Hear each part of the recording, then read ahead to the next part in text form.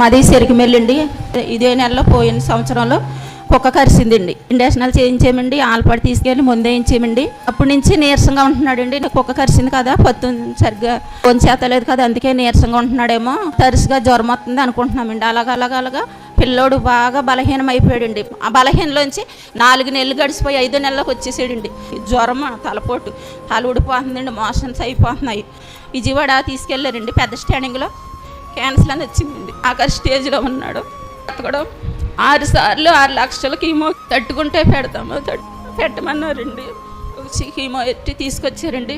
ఈ చర్చి నాకు తెలియదండి, ఒక సహోదరు ద్వారా నాకు తెలిసారండి. అయ్యగారు, మా ఆయన గారు ఒక రోజు కాలువ దగ్గర సిలుబొమ్మ దగ్గర కూర్చుని ఏడుతున్నాడు అంటండి. కాలువ కాడ ఆవిడ సహోదరు ఇక్కడికి వస్తారండి, ఈ మందిరానికి వస్తారు.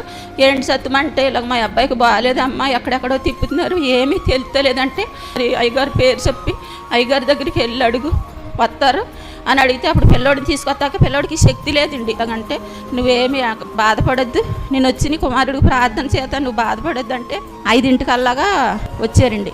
పిల్లోడికి మోషన్స్ అయిపోతున్నాయని డైపర్లు కూడా తెచ్చామండి. హైదరాబాద్ బండిలో వెళ్తాడు కదా పిల్లోడు, ఎలాగ వెళ్తాడని తెచ్చినప్పుడు మరి దేవుని దాసులు ఒళ్ళంతా రాసి కుమారుడికి ఏమి కదమ్మని కుమారుడు బంగారులాగా వస్తారన్నప్పుడు అయ్యగారు వచ్చేసాక మా పాప అందా, నీ కొడుకు ఈ రోజున అవి ఏమావో నువ్వు వేయొద్దమ్మా అంది.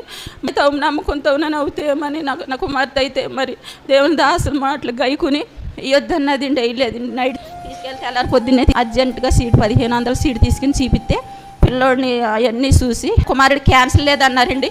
మరి దేవుని నామానికే మహిమ కలుగును గాక. మరి దేవుడు ఆ రోజే మా ఇంటికి వచ్చాడండి. ఆయన పాద ధూళి దులిపి నా గృహంలో వెళ్ళలేక మరి నా కుమారుడికి ఆ రోజుని దేవుడు నా కుమారుడు ఆ వ్యాధి తీసేసాడండి.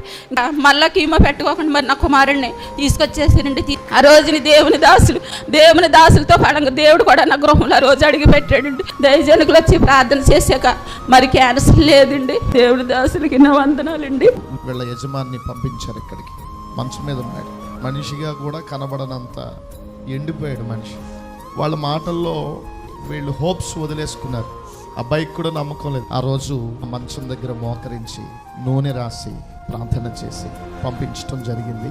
అప్పటిదాకా విరోచనాలు అవుతున్నాయి బాబుకి. డైపర్లు పెట్టాల్సిన అవసరం లేకుండా ఆ ప్రార్థనతోనే విరోచనాలు బంద్ అయిపోయాయి. అసలు క్యాన్సరే లేదనేటటువంటి గొప్ప స్టేట్మెంట్.